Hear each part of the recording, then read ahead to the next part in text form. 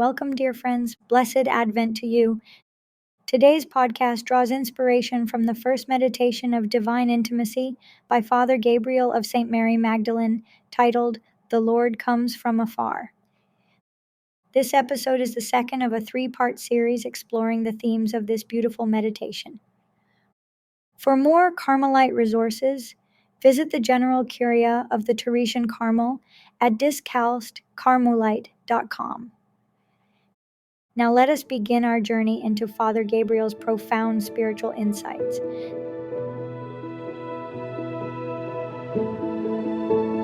Welcome back to our deep dive into Father Gabriel's Advent meditation. As we journey further into this season of anticipation, we're picking up where we left off. Okay. That stirring call to action at the end of the colloquy. Right. Come, Lord, come. I am ready to welcome your work with a docile, humble heart, ready to let myself be healed, purified, and strengthened by you. Those words really struck a chord with me. Yeah. It's a powerful declaration of surrender, a willingness to let go of our own control and embrace the transformative power of God's grace. Right.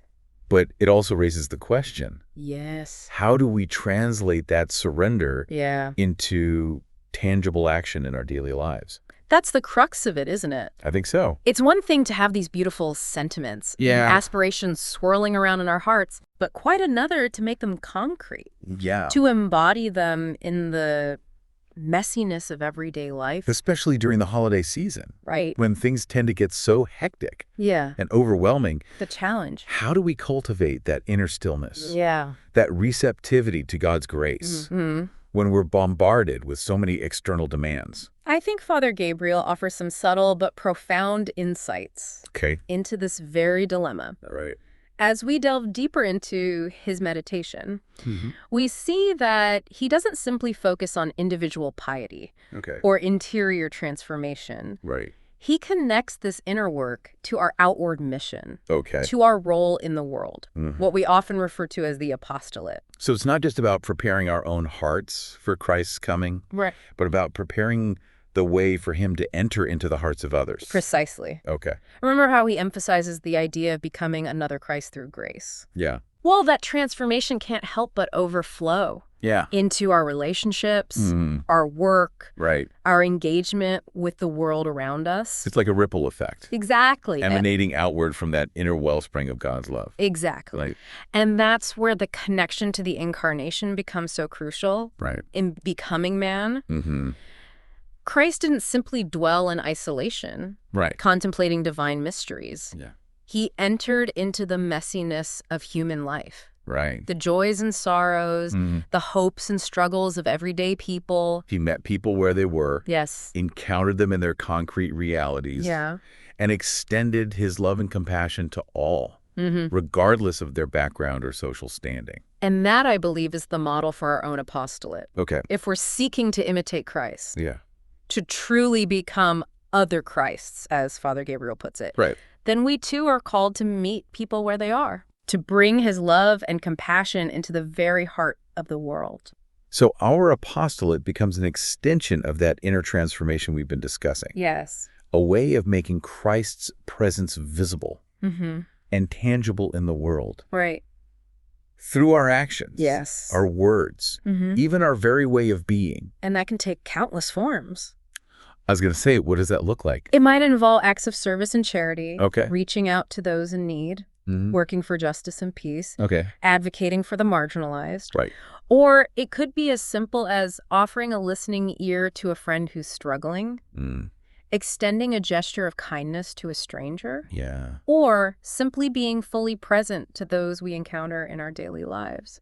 It's about bringing that same spirit of anticipation Yes. and longing we cultivate in our personal prayer Right. into our interactions with others, seeing them as Christ sees them, Yes. recognizing the spark of divinity within each person we meet. And that's such a crucial point. Yeah. It's not about putting on a facade of perfection. Right. Or it's trying to be some kind of spiritual superhero. Yeah. Our apostolate flows from the depths of who we are, imperfections and all. So it's okay to acknowledge our own struggles, Right. our own need for God's grace. In fact, that vulnerability can actually make us more relatable. Yes. More approachable to those who might be searching for meaning and purpose, but feel intimidated by an image of unattainable holiness.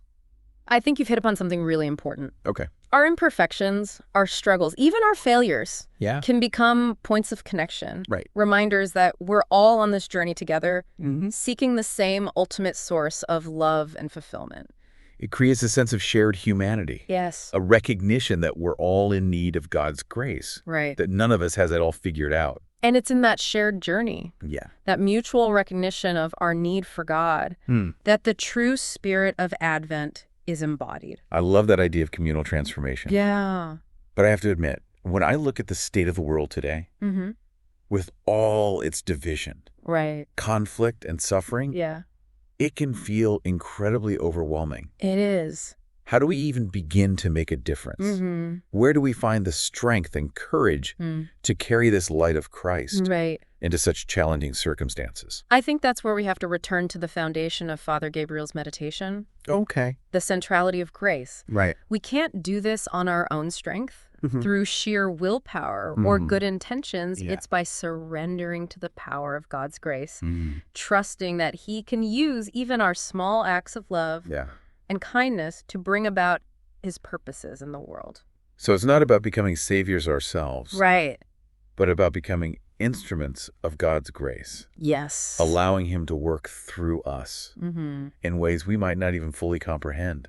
And that's where humility comes in again. Okay. Recognizing that we're not the source of the light, but merely reflectors. Yeah. Allowing Christ's light to shine through us.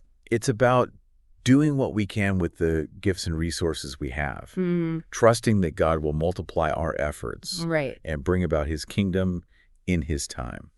And it's also important to remember that we're not alone in this endeavor. Right. We have the support of the entire church, the communion of saints, Yeah. all those who have gone before us and who are interceding for us even now. Wow. We're part of a much larger story, Yeah. a story that stretches back to the very beginning of creation and continues to unfold in every moment. It's comforting to know that we're part of this grand cosmic drama of redemption. Yes. Surrounded by a cloud of witnesses all cheering us on and praying for our success. And that story is ultimately a story of hope.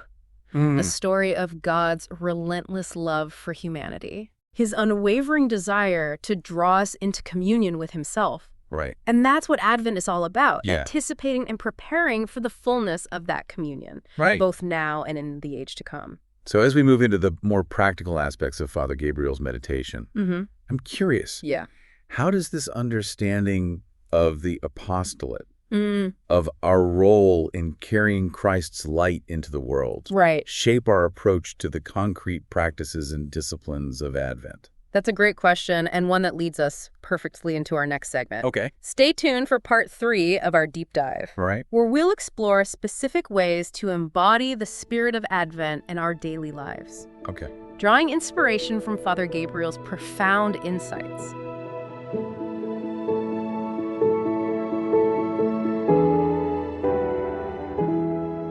Thank you for spending this time with us today, reflecting on the wisdom of the Carmelite saints. I hope these words have inspired and uplifted you.